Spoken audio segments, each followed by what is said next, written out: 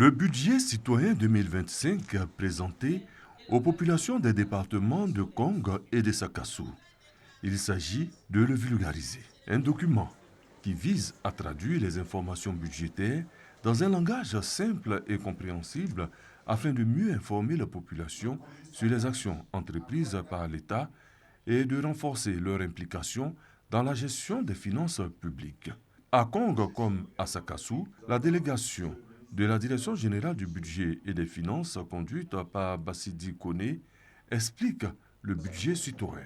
Au titre de l'année 2025, le budget citoyen 2025 a pour objectif essentiel de rapprocher davantage le budget à ces populations-là des deux localités.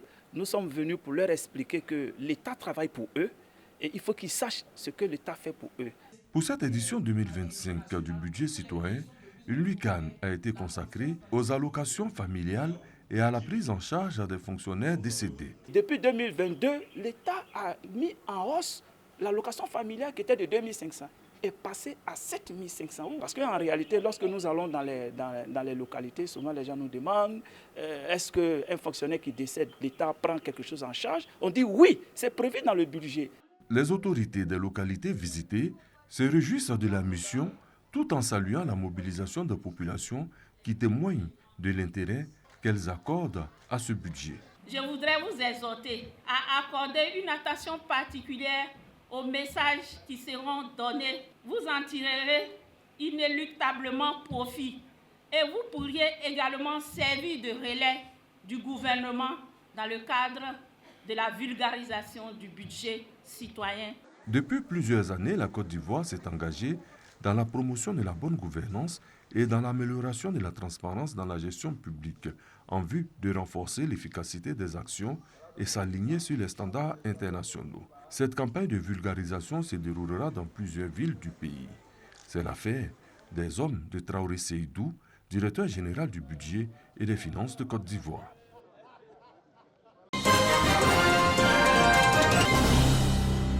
EPR, établissement public hospitalier régional de Korogo. À peine sortis des salles d'accouchement, des femmes et leurs nouveau-nés visités par la présidente de l'ONG Adorad.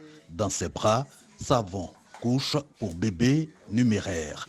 De quoi aider ces mamans à prendre soin de leur bébé. Au-delà de ce don caritatif que nous faisons, c'est un message que nous passons à tous nos soignants, à toutes les mamans, pour leur dire que lorsque vous voyez des maux récurrents chez vos enfants, il faudrait vous rapprocher rapidement du personnel soignant parce qu'un palu peut cacher un cancer, une anémie aiguë peut cacher un cancer.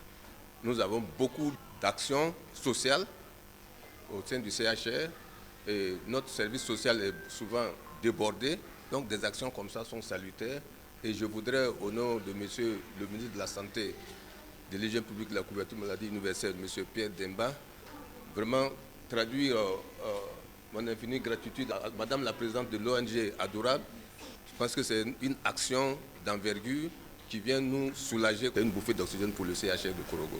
Fin de la caravane de la solidarité de l'ONG Adorad, ce cross populaire. De nombreux trophées distribués avec un mot d'ordre, tous engagés contre le cancer pédiatrique à Korogo et partout en Côte d'Ivoire.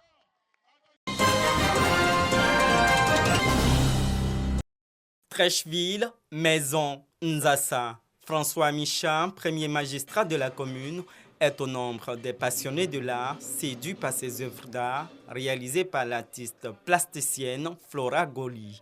L'héritage de la femme africaine, cohésion sociale, identité sont quelques-unes des thématiques abordées à cette exposition dénommée Mvlé, identité en langue baoulé. Mvlé pour rappeler effectivement à toutes ces femmes-là qu'il faut revenir à nos valeurs parce que la femme c'est la gardienne des valeurs africaines. Réalisées à partir de peignes traditionnelles tissées, de peinture, ces œuvres mettent en exergue la femme africaine dans toute sa diversité et ses statuts sociaux.